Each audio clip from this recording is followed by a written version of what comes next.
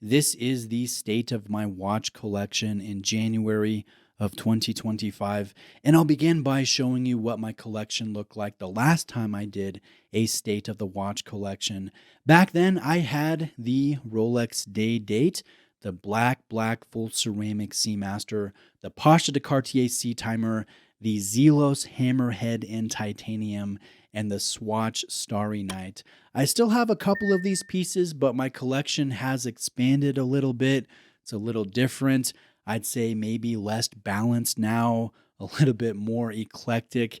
Back then, when I did this last, I was in a phase of wanting variety. So I had gold and ceramic and steel and titanium and plastic, different colors, different brands, different sizes.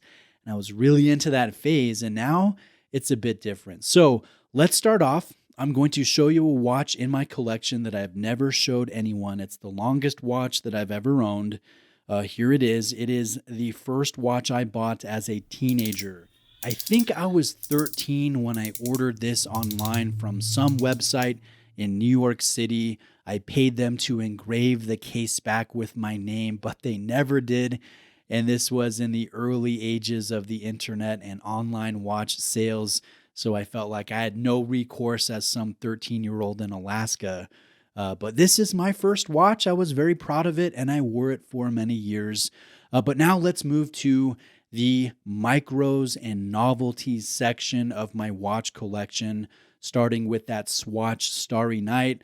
I love Starry Night. I love art. I think this one's a really fun piece, even though I don't wear it that often. Next is the Tusino Shellback V2. This is, I think, the most value-packed micro brand diver on the market.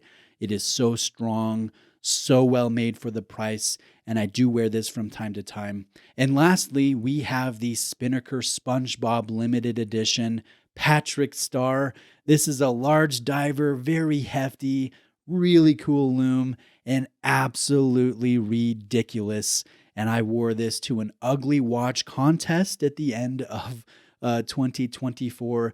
No, I didn't win. There was some ridiculous Invicta that did win the competition, but I did wear this SpongeBob Spinnaker and had a lot of fun doing that. Now, moving on to the Seiko section of the watch collection, here is the SLA 051 Uemura. This is a gorgeous design from Seiko. This has a phenomenal movement. I think it's great value within the watch market. And I wear this. I take this camping. I take this hiking.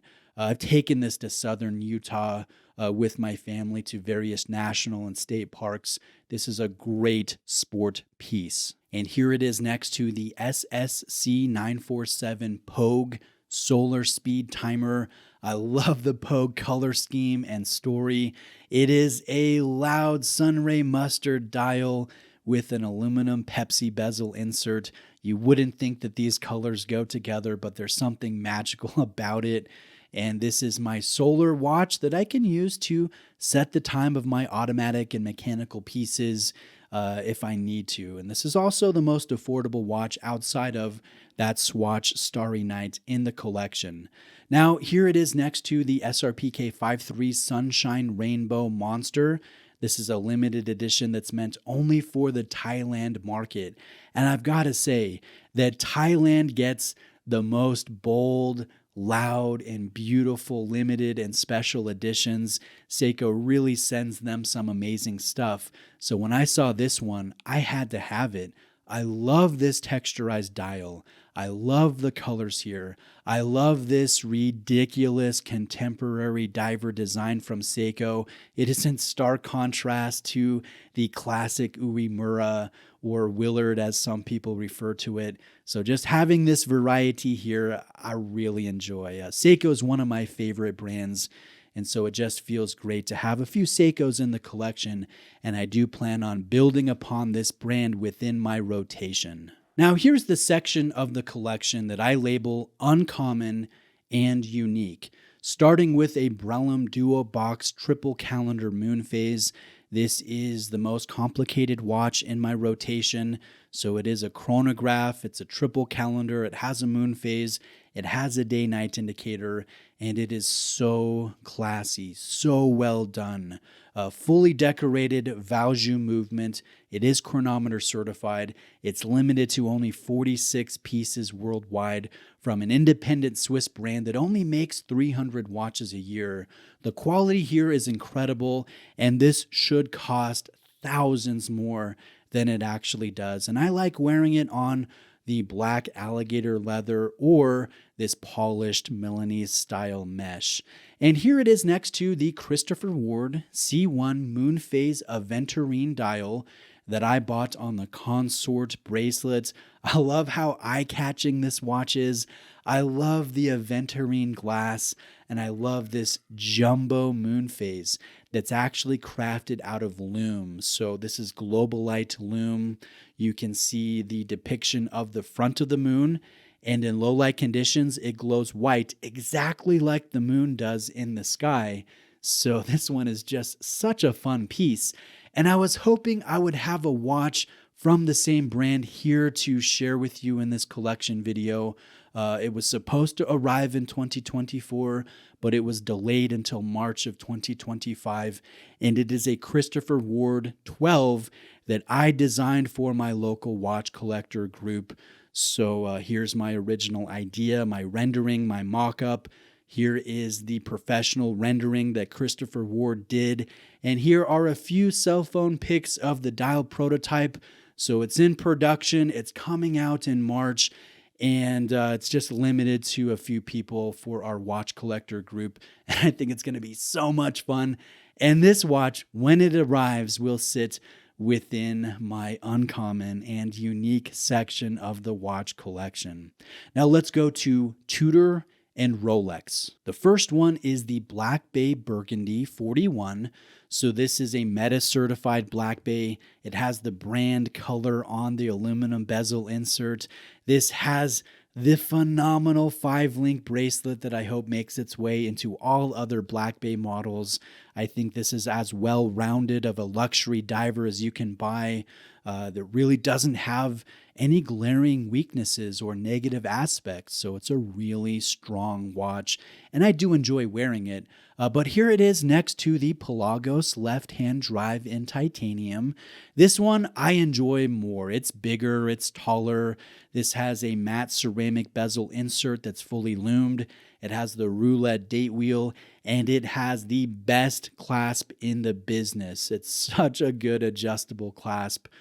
This is the watch that I wear most often, and if I had to put myself in some silly hypothetical that would never actually happen in reality, if I had to wear only one watch for the rest of my life from my collection, I'd have to go with the Pelagos. It's so practical, it's so fun to wear, and it's so capable. Now, here it is next to my Rolex Day Date in full yellow gold with the champagne dial and the Roman numerals.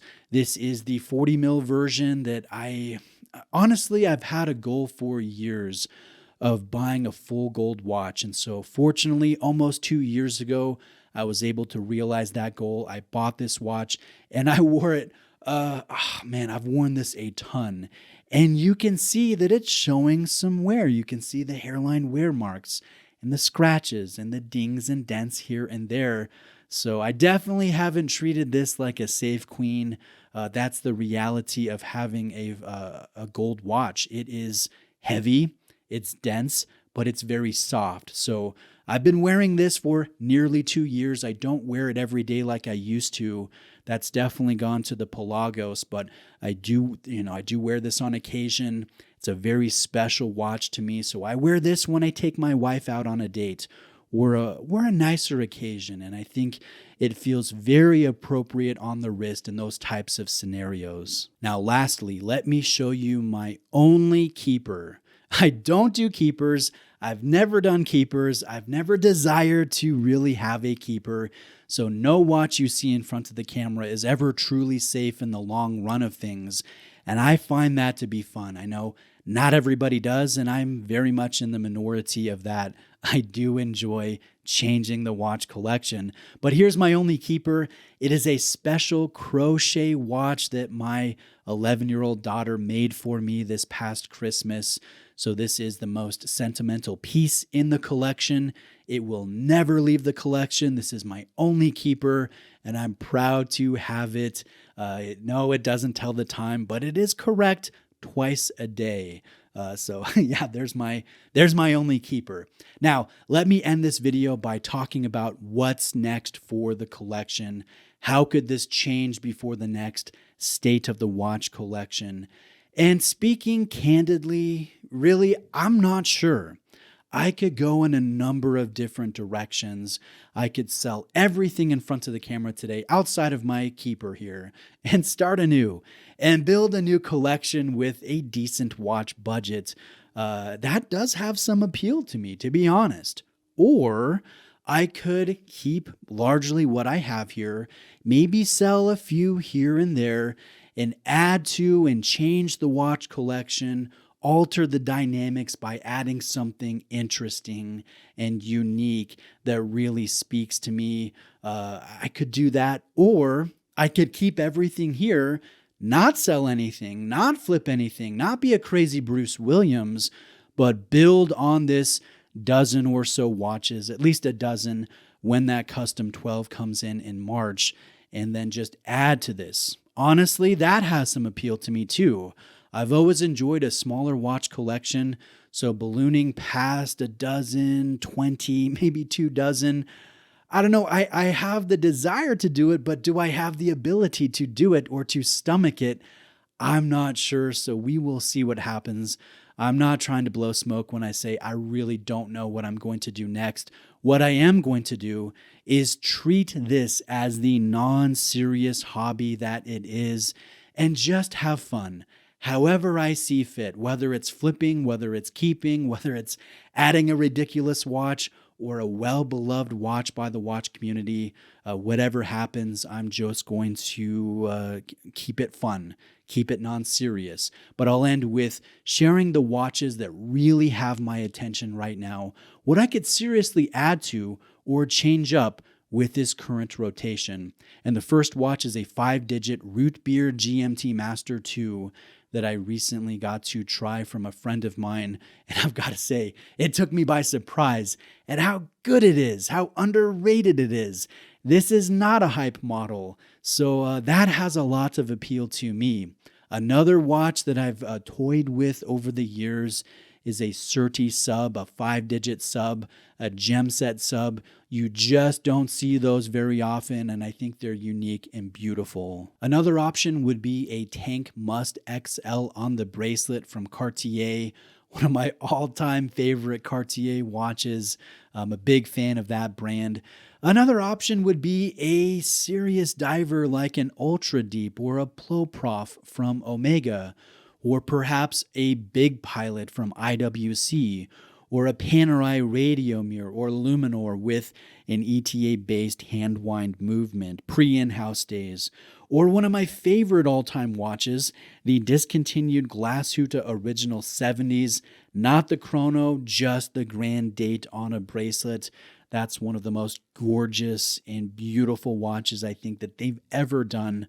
Or maybe a Vacheron Constantin Historique 1921, or the venerable Electric Blue Seamaster from a couple decades ago, or maybe a Speedy Mark II reissue, or maybe something else entirely that I don't know exists. I'm sure there will be some amazing new releases in 2025 that are just around the corner. So maybe something that's coming out soon will really captivate my attention and I will need to add it to the rotation. I'm going to try to keep my options open. But let me know what you think. Let me know what you think of the watches that I'm considering. Let me know what you think about my collection. Feel free to tell me how ridiculous it is, how bad of decisions I've made in keeping or flipping various watches. You can unload in the comments section. I'll take it in good faith or good fun. I appreciate you taking the time to watch today.